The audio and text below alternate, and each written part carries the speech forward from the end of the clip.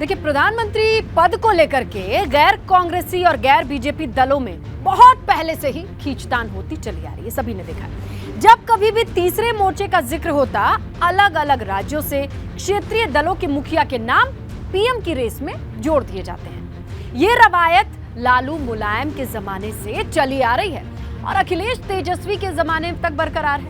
लेकिन चुभने वाला ये सवाल हमारे आपके सामने इसलिए है कि विपक्ष की ये पॉलिसी अभी भी सफल हो पाएगी, क्योंकि लालू मुलायम तो कभी प्रधानमंत्री नहीं बन पाए। अब किस तरीके की राजनीति हो?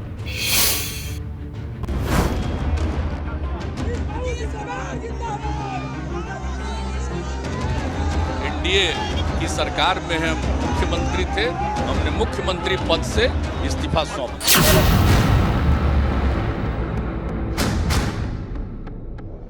संभावनाओं का गणित टटोलने में समाजवादी पार्टी का कोई सानी नहीं। हर चुनाव में अलग अलग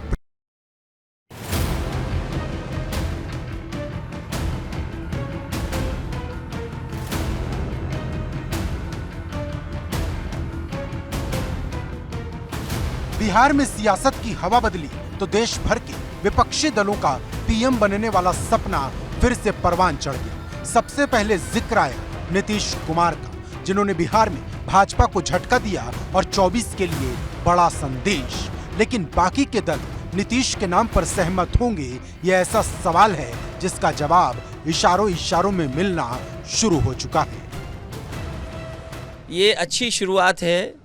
आज के दिन जब अंग्रेज़ों के खिलाफ नारा दिया था भारत छोड़ो, अगर बिहार से ये नारा आया कि भारतीय जनता पार्टी भगाओ, मुझे लगता है कि और प्रदेशों में भी इसी तरीके से बहुत जल्दी भारतीय जनता पार्टी के खिलाफ पॉलिटिकल पार्टीज भी खड़ी होंगी और जनता भी खड़ी होगी। ये लोग एक जगह बैठने के लिए अभी तैयार नहीं है, पूरा विपक्ष बिखरा हुआ है। मैंने देखा जहां प्रधानमंत्री का दावेदार के नाम शुरू हुए तो सभी लोग, हर राज्य के विपक्ष के नेता अपने आप को प्रधानमंत्री का दावेदार बनने लगे। जब स्वतः विपक्ष में एकजुटता नहीं है तो फिर इस देश में देश की सबसे बड़ी पार्टी भारतीय जनता पार्टी से मुकाबला करने के लिए ये लोग कैसे तैयार हो सकते हैं? इशारा साफ है, गठबंधन में भी एक मत नहीं, और ये एक मत बन पाएगा इस पर संशय है, क्योंकि जैसे ही नीतीश का नाम उछला, सपा की तरफ से अखिलेश का नाम फौरन आगे कर दिया गया। उनका चेहरा, उनका व्यक्तित्व यकीनी तौर पर परफेक्ट है प्रधानमंत्री होने के लिए। दावेदार नहीं पर एक कामयाब प्रधानमंत्री होंगे वो। सपा सांसद ने अखिलेश यादव के नाम को यूं ही नहीं उछाला, अंदर खाने जरूर कोई ना कोई सियासी खिचड़ी पक रही, लेकिन इस खिचड़ी की सुगंध ने सियासत में गर्माहट पैदा कर दी है। महागठबंधन से हटकर, किसी एकता से हटकर कोई प्रयोग बहुत सुसाइडल होगा, इसलिए कि भारतीय जनता पार्टी जो दिशा है वो देश को दूसरी दिशा में ले जाने के लिए। इसलिए अगर हम कोई इस तरह का प्रयोग करते हैं तो निश्चित रूप से वो सुसाइडल होगा।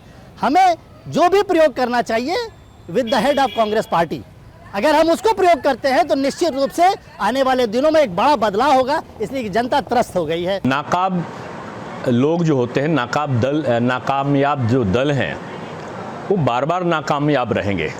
जिसकी नीति रीत सिद्धांत नहीं होता और क्षणिक केवल सिद्धांत विहीन गठबंधन जो होते हैं, उनका अस्तित्व नहीं हुआ करता। उत्तर प्रदेश में ऐसे लोगों को जनता कभी भी स्वीकारने वाली नहीं है। गठबंधन ने जिस तरह का परिणाम उत्तर प्रदेश में दिखा, यह स्पष्ट हुआ है कि माननीय अखिलेश यादव जी और जिस महागठबंधन का चेहरा प्रमोट करना चाहते हैं प्रधानमंत्री के रूप में, हमें लगता है कि बहन जी भी चाहती हैं कि मैं प्रधानमंत्री बनूं, और अब तो समाजवादी पार्टी के नेता भी कह रहे हैं कि माननीय अखिलेश यादव जी प्रधानमंत्री बने। लेकिन ये तय ही खुद नहीं कर पा रहे हैं कि प्रधानमंत्री का दावेदार कौन होगा और फिर गठबंधन की बात कहां से हो पाएगी। तो ये एक तरीके से ये सपने देखने वाली चीजें हैं।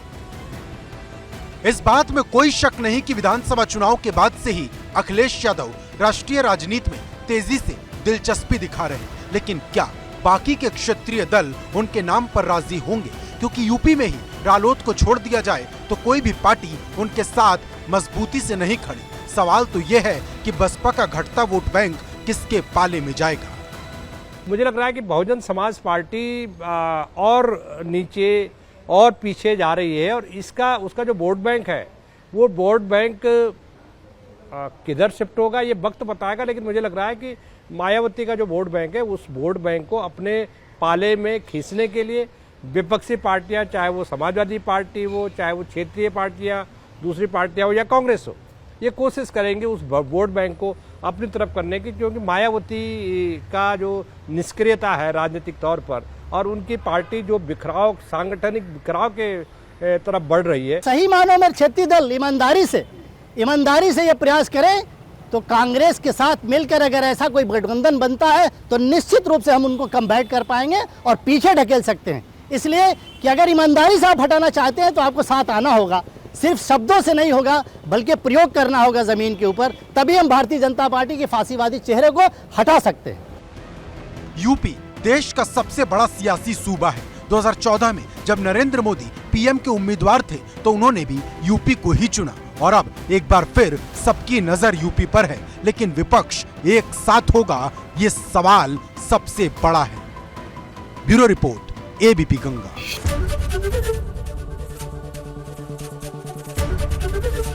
एबीपी गंगा, खबर आपकी, जुबान आपकी।